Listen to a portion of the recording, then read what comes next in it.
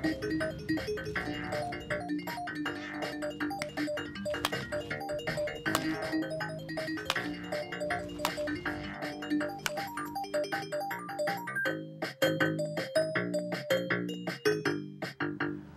to the Bay Sox Forum. I'm your host, Brian Drozda. Now here's the deal. Once a week, I'm going to team up with New Bedford Bay Sox play-by-play man Mark Perlman-Price to give you an inside look on everything Bay Sox as they travel around the NECBL. We'll bring you everything from breakdowns of the previous week's games to previews of what's to come. We'll also have interviews and in-studio appearances with players and members of the Bay Sox staff. But enough about what we are. Now it's time to talk some Bay Sox baseball. Last season, the Bay Sox struggled to an 18-24 record, leaving them out of the playoffs. This year, the Sox arrived completely made over. Legendary NECBLer and the only general manager the Bay Sox have ever had, Kirk Frederickson, headed to Holyoke, leaving his protege, 23-year-old Andrew Cormier, to take over. Born and raised in New Bedford, Cormier is excited to build a contender for his hometown. Mark went to the home of the Bay Sox, Paul Walsh Field, to chat with Cormier about the upcoming season. I'm here with Bay Sox General Manager Andrew Cormier. Andrew, welcome. How are you doing today? Pretty good. It's a beautiful day out here, and thanks for having me. No problem. Andrew, you've been office manager. You were formerly the assistant manager under Kirk Frederickson. You're only 23 years old. You're a bit of a wonderkind GM, as they say, kind of like our Theo Epstein. Do you feel an added pressure to your position because of your age? No, I mean, I'm confident in myself and what I can do, and I just kind of take it day by day, and I don't try and do too much at once, and it's basically my philosophy on how to handle the job. You can't do everything at once, and you just got to take it as it goes, and just be confident in yourself. So, what words of wisdom did former GM Kirk Frederickson give you before you took the main job? No, he's a good guy. We joke around a lot, but he basically just told me, exactly, pretty much how I took my approach to this position is, just be confident in what I can do. He's here to help me.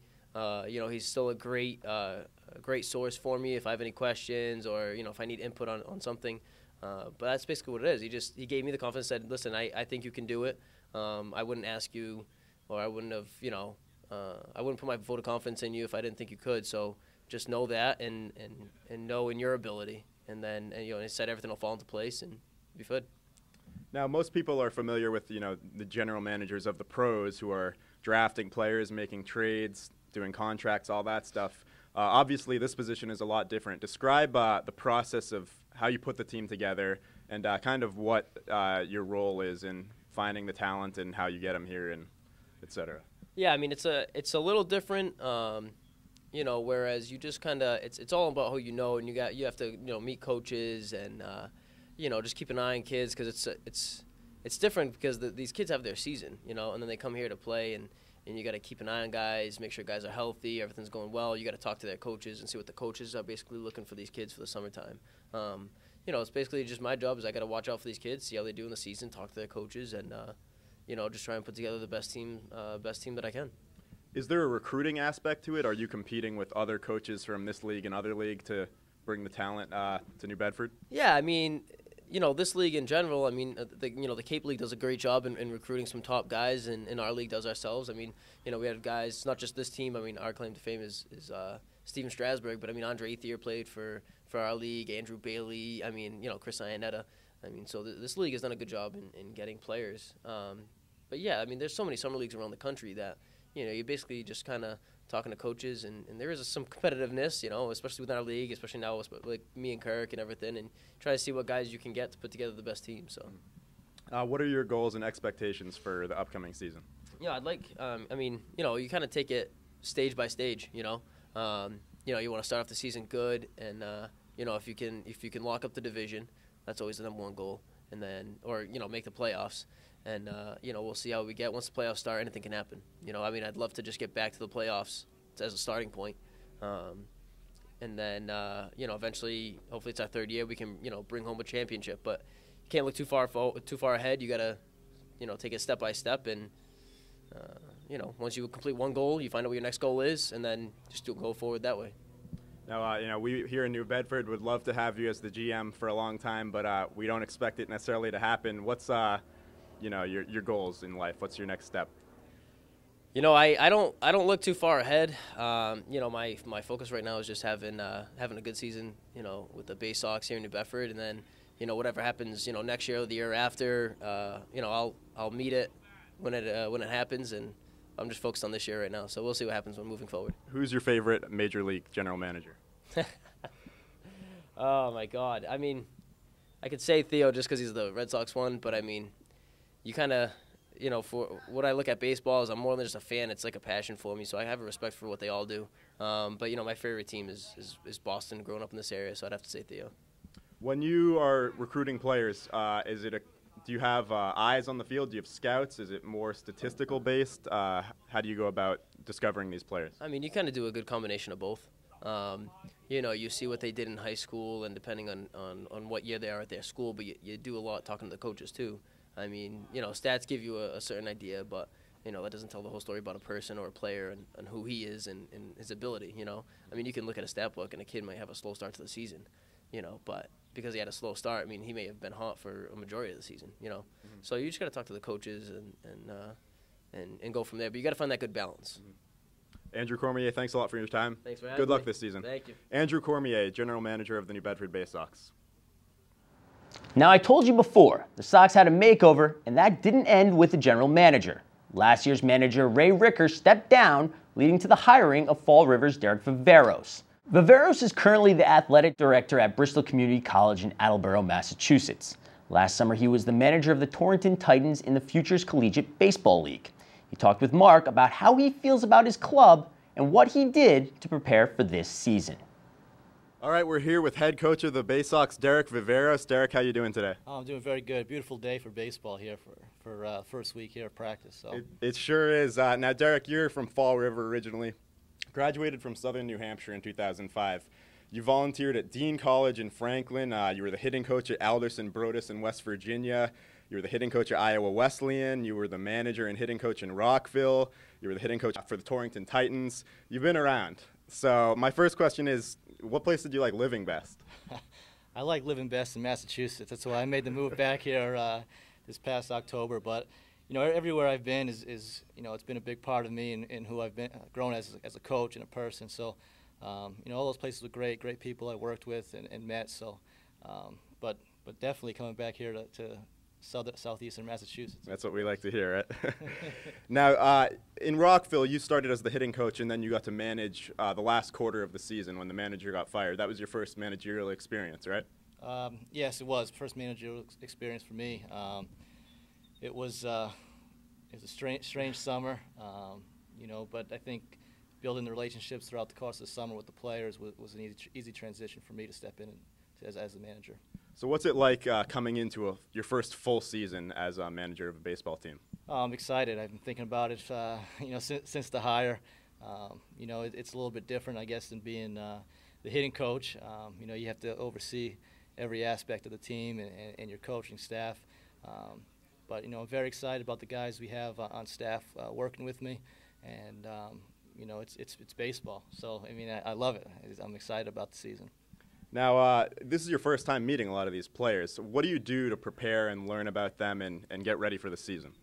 I've been following them since they started up in February, looking at the stats, see how they're doing every weekend, and trying to get an idea of what their abilities are by looking at their offensive numbers, average, if they're singles, doubles hitter, power hitter, if guys are stealing bases or not, and looking at the pitching staff, who's throwing innings, who's throwing strikes, who's not throwing strikes, and just trying to get an idea in my head of how I can use these guys once they get here.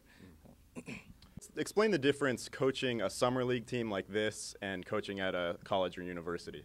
Well, obviously the amount of time you have with your guys. At a college, you're starting with them in the fall. You have a few weeks in the fall where you can practice. You're doing weights and conditioning after that, and it's a year-round thing. At the college level, you work on more of the finer details, some more of the finer fundamentals of baseball. While here, it's you kind of just getting the reps on these guys, getting some ground balls, fly balls, letting them swing the bats, and making some minor adjustments here and there. Now, all of these players are from college. You know, they're trying to improve for next season.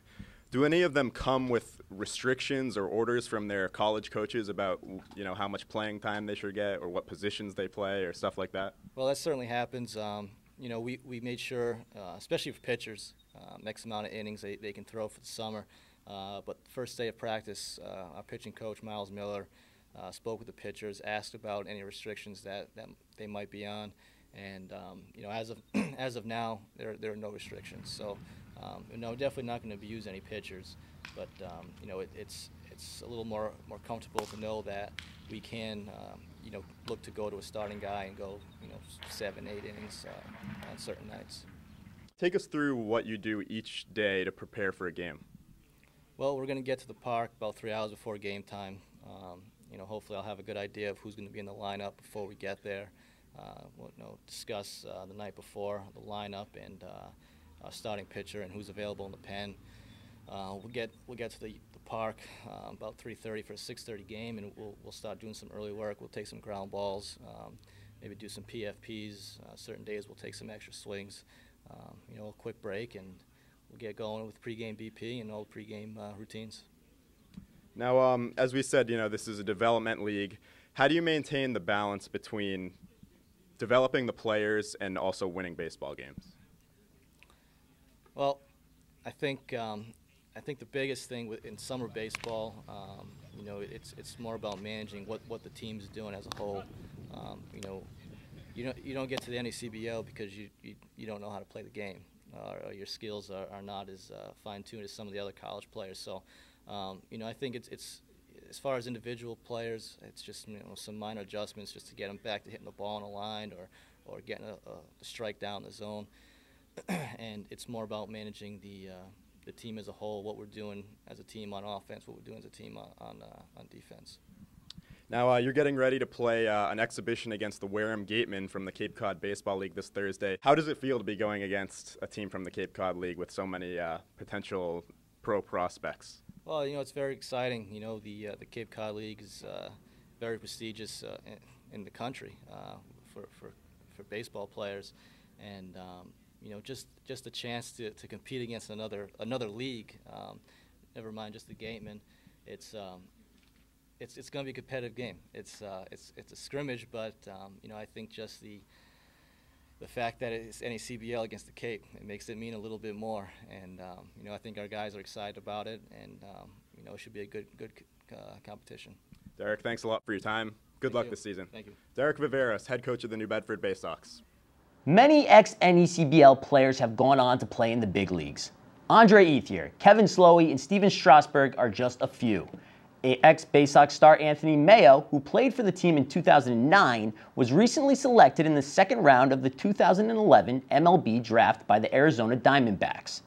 Notre Dame's Sean Fitzgerald hopes to help the Bay Sox and join the list of greats the NECBL has produced. All right, I'm here with Sean Fitzgerald, pitcher for the New Bedford Bay Sox. Sean, how you doing today? Good, how are you?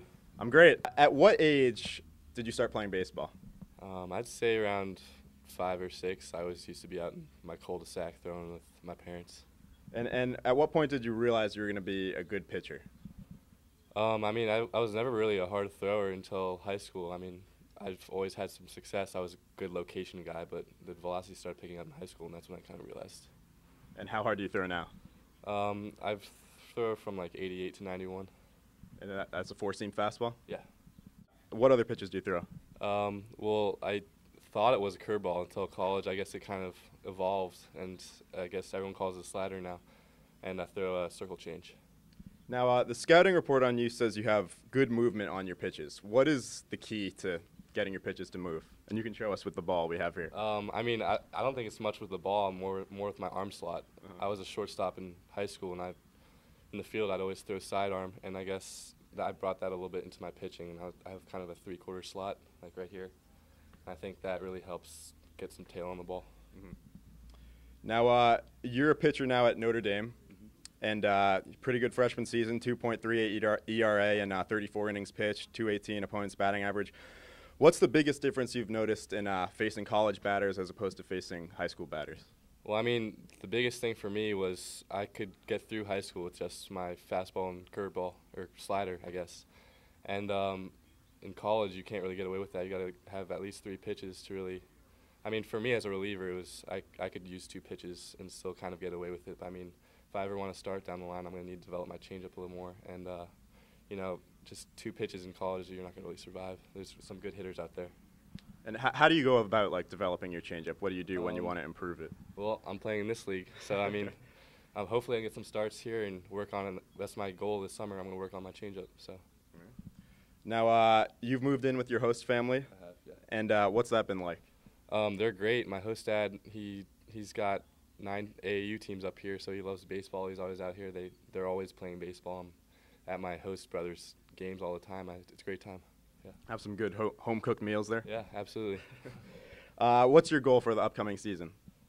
Once again, you know, develop my changeup, turn to like a well-rounded college starter.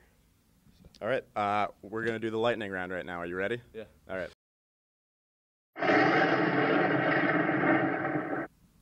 All right, it's time for the lightning round with Sean Fitzgerald. High Sox on the mound, intimidating or goofy? I think they're goofy. Favorite pitcher as a kid? Randy Johnson. What's the last book you read? One of my history books at school. I can't remember the name. Pre-game ritual / meal? You know, I never really thought that out. I always get some like Chick-fil-A or something before the game, and I like changing it up every time I pitch. I don't really have a pre-game ritual. You're not a superstitious guy. Just a little stitious. Favorite TV show? I'd have to say Entourage. Have you ever intentionally beaned someone? I have not. I probably won't do that ever. Now you're from McLean, Virginia. Have you ever been to Ray's Hellburger? I have not. Really? In Arlington? I have not. Have you heard of it? No, I haven't. Oh my God. It's one of the best burger places I've ever been in my entire life. It's in Arlington, Virginia. I don't spend much time in Arlington, so. Next time you're home, you got to check it out. Yeah. Do you have a nickname? People call me Fitz. Who's your favorite pitcher today? I'd say Tim Lincecum. Describe yourself on the mound in one word. Competitive. All right, Sean Fitzgerald, you passed the lightning round. Good luck this season. Thanks a lot. Sean Fitzgerald, right-handed pitcher for the New Bedford Bay Sox. You can see the Bay Sox have made a lot of changes in the locker room. Now it's time to find out if they can duplicate that in the standings. Until next week, for Mark Perlman Price and the rest of our crew, I'm Brian Drozda. Enjoy your week.